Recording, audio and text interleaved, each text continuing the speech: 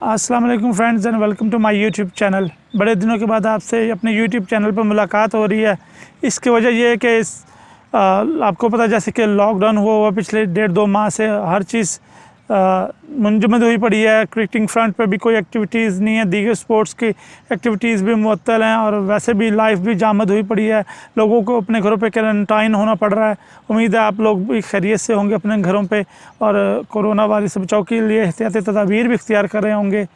पिछले दिनों Pakistan cricketing front पे 2 डेवलपमेंट्स हुई हैं, तो मैंने सोचा उन पर बात कर ली जाए, उन पर वीडियो बना ली जाए। तो जो 2 क्रिकेटिंग डेवलपमेंट्स हुई हैं वो ये हैं कि एक पहली तो ये है कि बाबर आजम जो कि पाकिस्तान T20 टीम के कैप्टन हैं और स्टार बैट्समैन हैं, उनको पाकिस्तान के वनडे टीम का कप्तान भी मुकर्रर कर दिया गया है। एक डेवलपमेंट ये हुई है और दूसरी डेवलपमेंट जो हुई है वो 2020 और 2021 के लिए जो सेंट्रली कॉन्ट्रैक्टेड प्लेयर्स हैं वो अनाउंस कर दिए गए हैं। 21 प्लेयर्स इस दफ़ा लिए गए हैं, जिनमें से 18 सेंट्रली कॉन्ट्रैक्टेड प्लेयर हैं जो 3 मुख्तलिफ कैटेगरीज़ में होंगे। इसके अलावा एक चौथी कैटेगरी भी मुतारिफ़ कराई गई है जिसमें 3 इमर्जिंग प्लेयर्स को रखा गया है इमर्जिंग कैटेगरी के नाम से। तो पहले बात कर लेते हैं बाबर आजम की कैप्टनसी की। एज ए कैप्टन वो कैसे साबित हो सकता है पाकिस्तान क्रिकेट के लिए और उनकी वनडे कैप्टनसी कैसी रहेगी, इसके जो प्रॉस्पेक्ट्स हैं उस पर बात कर लेते हैं। पहली बात तो यह है कि बाबर आजम वाहिद बैट्समैन है पाकिस्तानी टीम में जिनकी टीम में प्लेस सर्टन है तीनों फॉर्मेट्स में।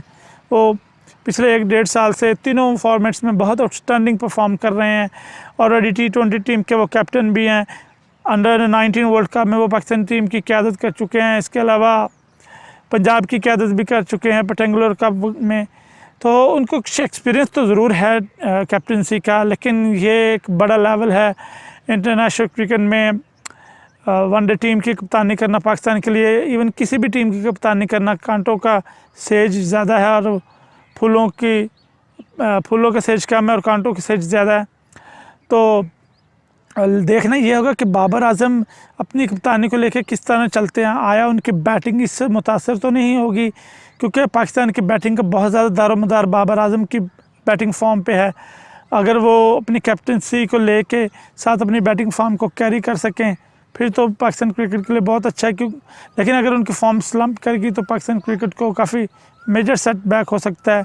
इसलिए it remains to be seen कि बाबर आजम जब वनडे क्रिकेट खेलते हैं तो किस तरह की कप्तानी करते हैं और आया अपनी फॉर्म को बरकरार रख पाते हैं कि नहीं। इसके अलावा 1-2 और ऑप्शंस थे जिन पर गौर कर रहा था पाकिस्तान क्रिकेट बोर्ड, जिसमें शादाब खान और इमाद वसीम थे। लेकिन उन दोनों को फिटनेस और फॉर्म इस काबिल नहीं है कि उनको पाकिस्तान के लिए वनडे टीम की कैप्टनसी के लिए कंसिडर किया जाता। और दोनों अपने फॉर्म और फिटनेस की वजह से अभी मुस्तकिल टीम का हिस्सा भी नहीं है, टीम से कभी इन और आउट होते रहते हैं। इसलिए बाबर आजम एक वाहिद चॉइस थी जो इस कैप्टनसी के लिए कंसिडर जिनको किया जा सकता था और उनको कप्तान बनाया गया है। तो बज़ाहिर तो चाहे ये कह लें कि PCB ने खुशी से ये फ़ैसला लिया, चाहे मजबूरन उनको फ़ैसला लेना पड़ा, लेकिन PCB के पास ज़्यादा ऑप्शन और ज़्यादा चॉइस नहीं थी। तो इस लिहाज से तो ये ठीक डिसीजन है। आई होप कि बाबर आजम अपनी फॉर्म को भी कैरी कर सके और बेहतर कैप्टनसी भी कर सके और पाकिस्तान को जीत की राह पर गामज़न कर सके, क्योंकि इस वक्त पाकिस्तान की वनडे और टेस्ट रैंकिंग बहुत नीचे चले गई है। तो ये पाकिस्तान को इस पर बहुत मेहनत करने की ज़रूरत है। और जो दूसरी डेवलपमेंट हुई है और जो चॉप एंड चेंजेस हुए हैं सेंट्रल कॉन्ट्रैक्ट में, उस पर अब बात कर लेते हैं। 3 मेजर फास्ट बॉलर्स पाकिस्तान के जो माजी करीब में रहे हैं, मोहम्मद आमर, वहाब रियाज और हसन अली, तीनों को इस साल सेंट्रल कॉन्ट्रैक्ट से ड्रॉप कर दिया गया है। वहाब रियाज और मोहम्मद आमर से पिछले 1.5-2 साल से टेस्ट क्रिकेट नहीं खेल रहे। मोहम्मद आमर ने तो वैसे ही टेस्ट क्रिकेट से रिटायरमेंट ले ली, जबकि वहाब रियाज ने जबरी रिटायरमेंट ली हुई है। और जो हसन अली हैं वो पिछले 1 साल से तकरीबन इंजर्ड चले आ रहे हैं, उनकी फॉर्म में भी काफ़ी ज़्यादा डिप आया है। तो इन सारे फैक्टर्स को मद्देनज़र रखते हुए तीनों को ड्रॉप किया गया सेंट्रल कॉन्ट्रैक्ट से, बिल्कुल कोई भी कैटेगरी नहीं दी गई। मेरे लिहाज से थोड़ा सा हार्श डिसीजन है, उनको एटलीस्ट C कैटेगरी का कॉन्ट्रैक्ट ज़रूर मिलना चाहिए था। और उसके अलावा जो और एक मेजर 2 चेंजेस देखने में आई हैं वो सरफराज अहमद और यासर शाह, जो पिछले साल A कैटेगरी में थे। सरफराज अहमद उस वक्त कैप्टन भी थे तीनों फॉर्मेट के, और वो टीम से ही बाहर हैं। इन दोनों को यानी यासर शाह और सरफराज अहमद को A से B कैटेगरी में किया गया है। अज़हर अली जो कि हाल ही में टेस्ट कैप्टन मुकर्रर हुए हैं पाकिस्तान के 6 माह पहले, उनको अभी प्रमोशन मिली है उनके फॉर्म की वजह से तो नहीं, लेकिन उनकी सीनियरिटी की वजह से और उनकी कैप्टनसी की वजह से वो ए कैटेगरी में चले गए। इसके साथ साथ शाहीन अफरीदी को प्रमोशन मिली है, बी से ए कैटेगरी में चले गए हैं। उन्होंने तीनों फॉर्मेट में बड़ी आउटस्टैंडिंग परफॉर्मेंस दी है, उनको जस्ट अवार्ड मिला है उनकी परफॉर्मेंस का।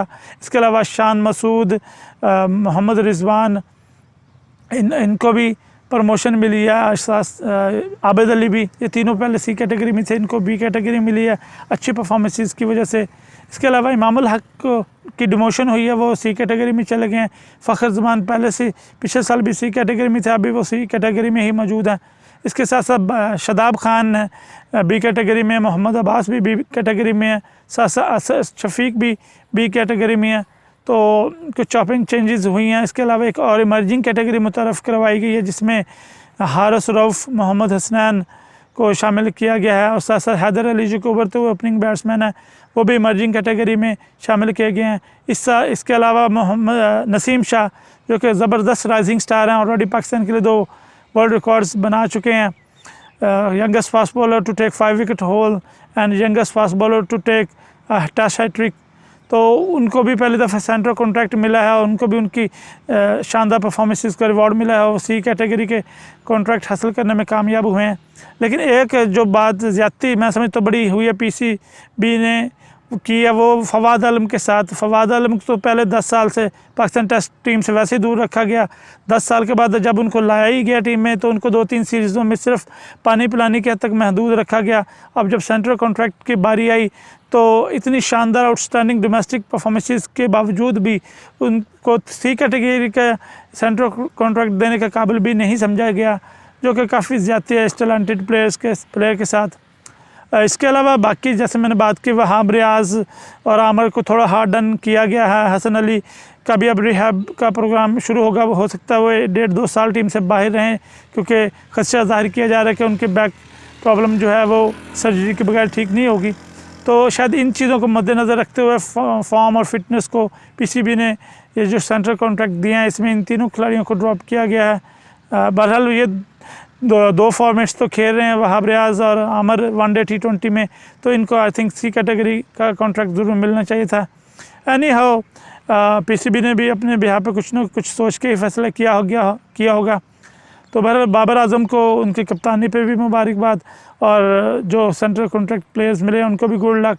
तो आने वाले दिनों में मज़ीद किसी और टॉपिक पे जब कोई और डेवलपमेंट होती है क्रिकेटिंग फ्रंट पे, उस पर बात करेंगे। आजकल काफ़ी बात हो रही है कि आया वर्ल्ड कप 2020 का इनेकाद जो कि ऑस्ट्रेलिया में T20 वर्ल्ड कप होना, वो हो या ना हो। इसके अलावा इंग्लैंड, पाकिस्तान के दौरे इंग्लैंड पे भी बड़ी बातचीत चल रही है, और इसका भी आने वाले कुछ दिनों में पता चल जाएगा कि पाकिस्तान का इंग्लैंड का टूर हो पाता है या नहीं।